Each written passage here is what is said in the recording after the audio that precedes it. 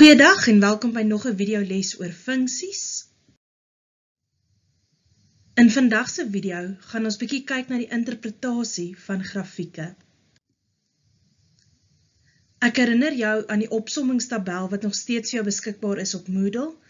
Hierdie is 'n regtig handige dokument om deur te werk wat vir jou al die teorie en 'n paar belangrike ekstra feite opsom van wat jy van al die funksies moet weet.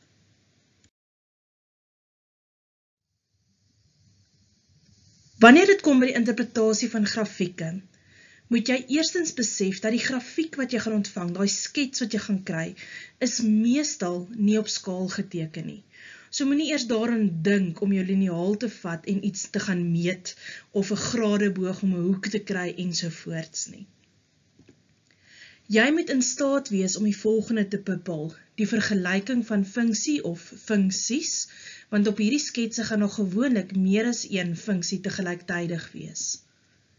Die definisie en waardeversameling, die draaipunt wat ons nogal spesifiek by die parabool sal vra, vergelyking of vergelykings van asymptote.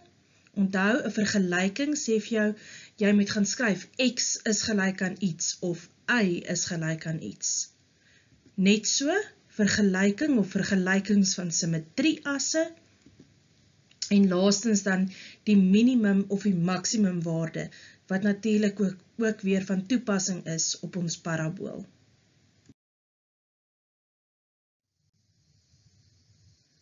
Jy moet ook in gedagte hou die verskillende transformasies waarna ons gekyk het, so dit is wanneer 'n hele funksie nog verder verander word, deur hetsy 'n translasie, 'n refleksie of 'n uittrekking of inkrimping.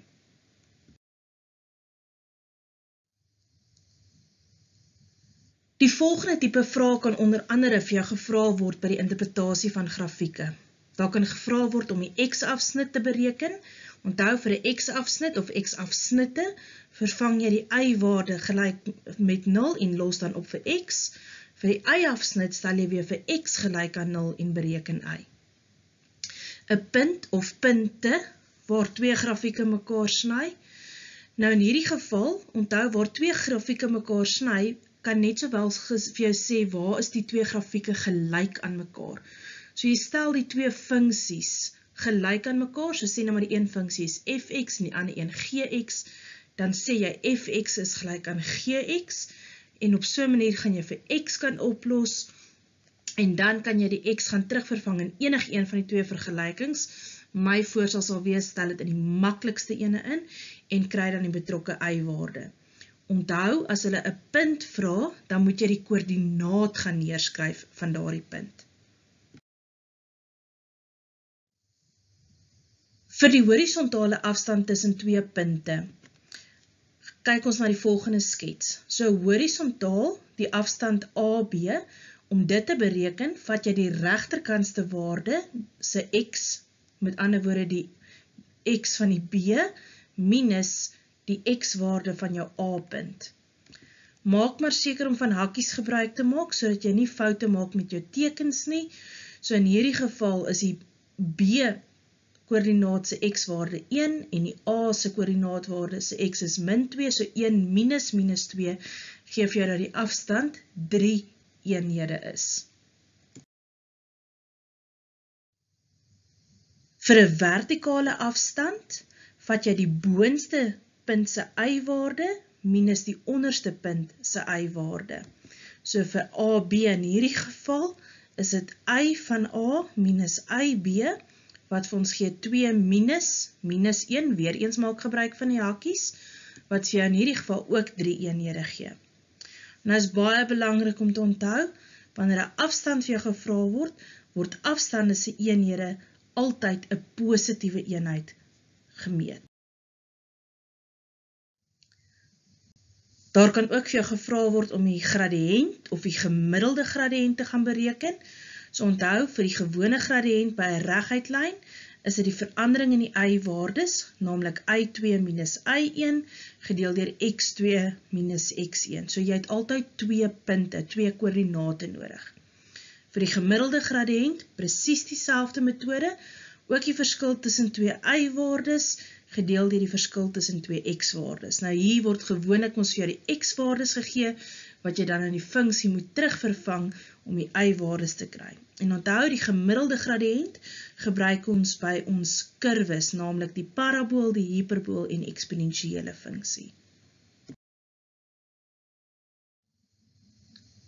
In die geval van ongelykhede moet jy onthou dat y kan ons net sowel skryf as fx, en as ons dan sê fx groter as 0, dan beteken ons waar is y groter as 0. So op ons assestelsel is y groter as 0 die gedeelte bokant die x-as. Vir fx kleiner as 0, oftewel y kleiner as 0, gaan dit dan die gedeelte onder die x-as wees. So wanneer ons na ongelykhede kyk, kan ons na die volgende tipe voorbeelde kyk. Onthou, oralster waar jy 'n groter as sien, kan dan natuurlik ook 'n groter of gelyk aan wees, of by die kleiner as natuurlik dan ook 'n kleiner gelyk aan. Fx groter as 0, soos in die vorige voorbeeld het jy nou gesien, is y groter as 0, so dit is waar jou funksie f bo die x-as is. F kleiner as 0 is dan waar jou funksie onder die x-as is. Wanneer daar twee funksies is wat ons met mekaar vergelyk, en ons vra byvoorbeeld waar is fx groter as gx, dan vra dit vir jou, waar is f groter of bokant die g? En onthou die oplossing wat jy gee altyd net die x-waardes wat van toepassing is. Soortgelyk, fx kleiner as gx is dan waar f onder jou g-funksie is. Fx gemaal met gx groter as 0. So onthou, hier beteken dit ons soek 'n produk. So die groter as 0 beteken ons wil 'n plus hê. So hoe kry ons 'n plus as ons algebraïs dink? 'n plus maal met 'n plus gee vir my 'n plus. Of 'n minus maal met 'n minus gee vir my ook 'n plus. Met ander woorde, in hierdie geval gaan jy kyk waar is albei die funksies bokant die x-as, of waar is albei funksies onder die x-as. Vir fx gemaal met gx kleiner as 0, so dit moet vir jou 'n negatiewe teken gee, en onthou, algebraïs het dit beteken die een moes positief gewees het, en die ander een 'n negatief. So dit beteken die een funksie moet bo die x-as wees, terwyl op daai selfde stadium is die ander funksie onder die x-as. Kom ons kyk na die volgende voorbeeld. In hierdie skets word daar vir ons gegee dat fx is gelyk aan x² min 6x min 7. So stop eers vir 'n oomblik net daar en gaan kyk na jou skets en maak seker dat jy sien waar presies lê hierdie fx parabool wat vir jou gegee is. Tweedens word ook gegee die funksie gx is gelyk aan x minus 7.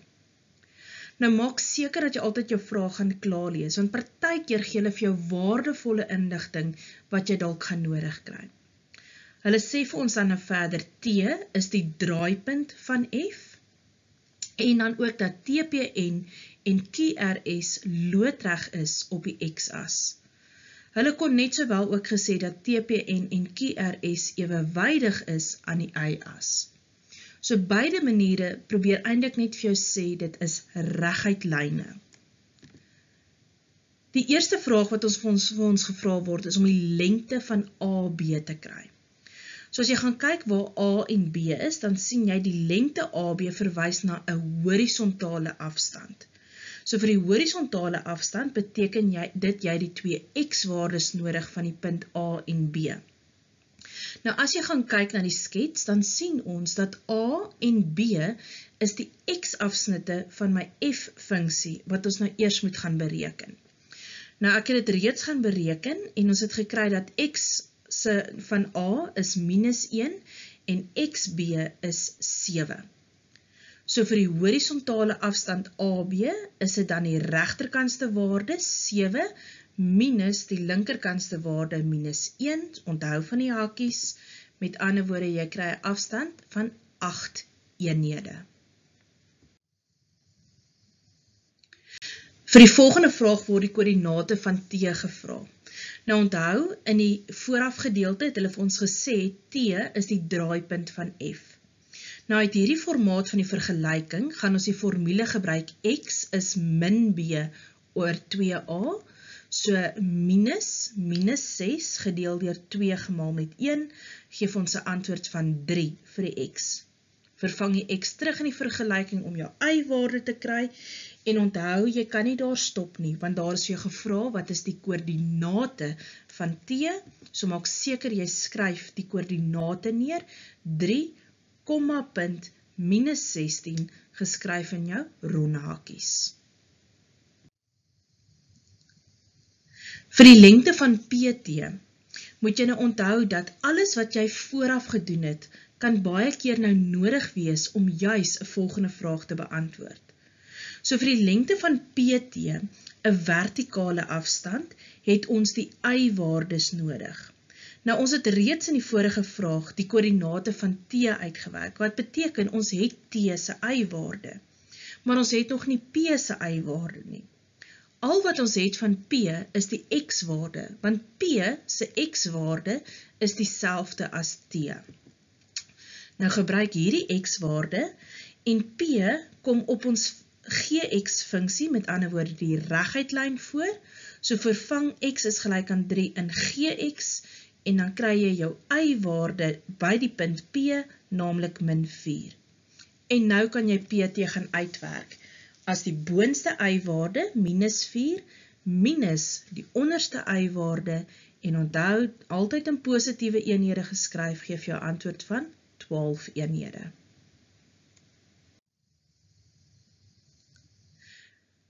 Volgende word ons gevra om die lengte van OR te bereken. En daar word ons ekstra bygegee as QS gelyk is aan 18 eenhede. So onthou, QS verwys na 'n y-waarde. So hoe het ons daai QS gekry? Nou QS is dieselfde as fx, die funksie wat bo is, minus die gx, die funksie wat aan die onderkant is. So as ons fx minus gx gaan invervang en hulle sê vir ons QS is 18, dan kry ons die volgende. So belangrik om te onthou, dis minus gx. So dis eintlik minus en dan sit jy in hakkies die x minus 7 en dit is hoe ek daar die plus daar gekry het. Vereenvoudig nou en dat jy nou al die x aan een kant het, nou het jy 'n 3 term wat jy kan faktoriseer en dan kry jy elke x oplossing. Nou hier moet jy raak sien, die 2 x oplossings, x is gelyk aan 9, gaan nie werk hierso spesifiek nie, en daarom gaan ons met die x is gelyk aan min 2. Maar OR word ons gevra, wat beteken dit moet 'n positiewe eenheid wees, en daarom gaan skryf jy OR is gelyk aan 2 eenhede.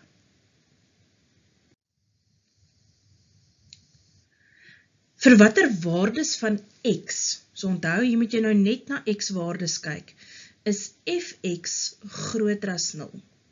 So hier moet jy spesifiek na die parabool kyk, en die parabool moet nou bokant die x-as wees.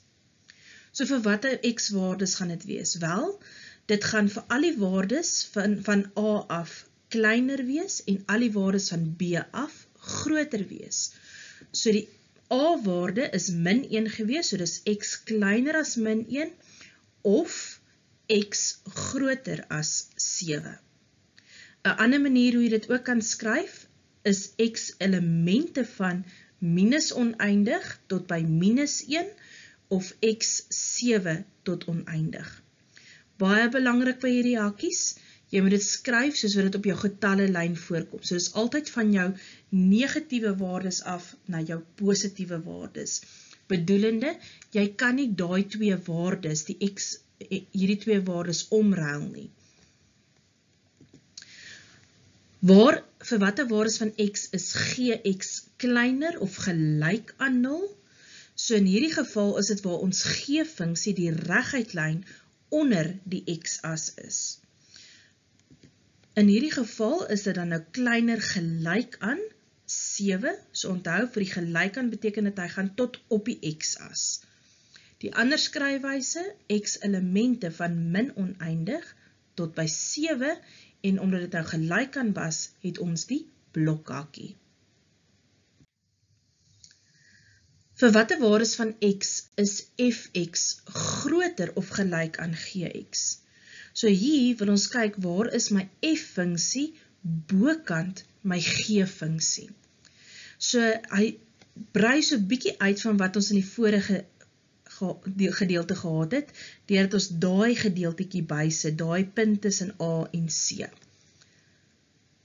So onthou, ons kyk na die x-waarde, so moenie die c-waarde gaan neerskryf nie. So die x-waarde hierso is die punt 0. So, dit gaan wees vir al die waardes kleiner of gelyk aan 0, en dan natuurlik ook al die waardes groter of gelyk aan 7. Ander skryfwyse natuurlik weer, x-elemente van min oneindig tot by die 0, onthou die blokhakie, of x-elemente van blokhakie 7 tot by positief oneindig. Vir watter waardes van x is fx maal gx kleiner as 0 of groter as 0? Nou, wanneer jy die produk van die twee funksies sien, stel ek voor dat jy vir jouself op jou skets in sektore gaan indeel. Nou, wat bedoel ek met sektore? Oralster waar enige van die funksies die x-as sny, gaan trek jy vir jouself stippellyne, soos wat ek nou daar gemaak het. Aan die onderkant van die skets, gaan trek jy dan vir jou tabel, en ons het op hierdie skets het ons nou die twee funksies, f en g, so jou tabel stel jy dan so op dat jy 'n ry het vir f, 'n ry vir g, en dan 'n ry vir die produk van f mal g. Nou let daarop, die kolomme het ek so gemaak dat die kolom elke keer by die stippellyne is wat jy nou op jou skets geteken het. So nou gaan ons in hierdie eerste kolom gedeelte vir ons neerskryf wat ons raak sien van f en g in hierdie gedeelte. So by hierdie gedeelte links van die stippellyn sien ons dat my f-funksie is bokant die x-as, wat beteken f gaan positief wees en g is negatief. En op so wyse voltooi jy dan die hele tabel.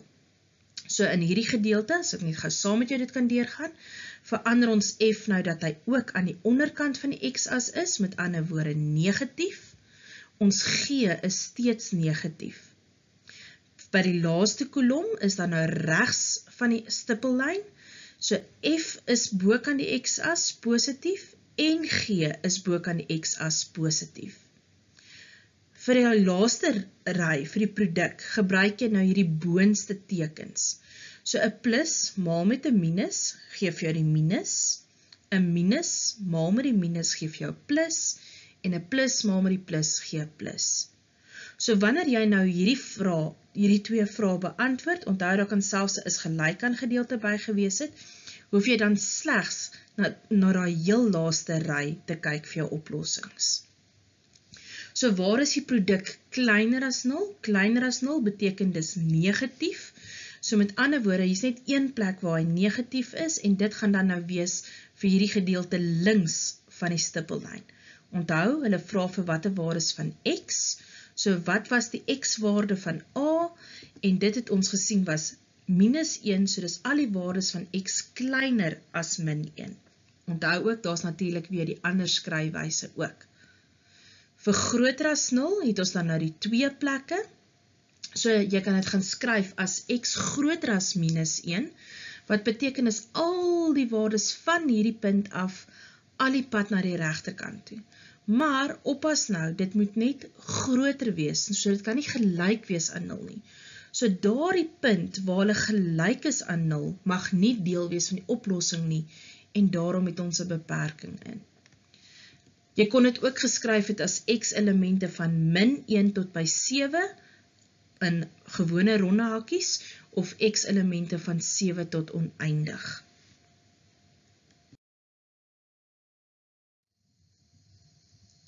Gaan probeer jy nou self die huiswerk doen. So onthou, dit gaan nie altyd net 'n parabool en 'n reguitlyn wees nie, dit kan nou enige van die 4 funksies wees wat gekombineer word waaroor jy vrae moet vra. Ek het ook net na enkele voorbeelde gaan kyk, so gaan kyk gerus na die voorbeelde in jou handboek om te sien hoe ander tipe vrae ook beantwoord word. Sterkte en geniet dit!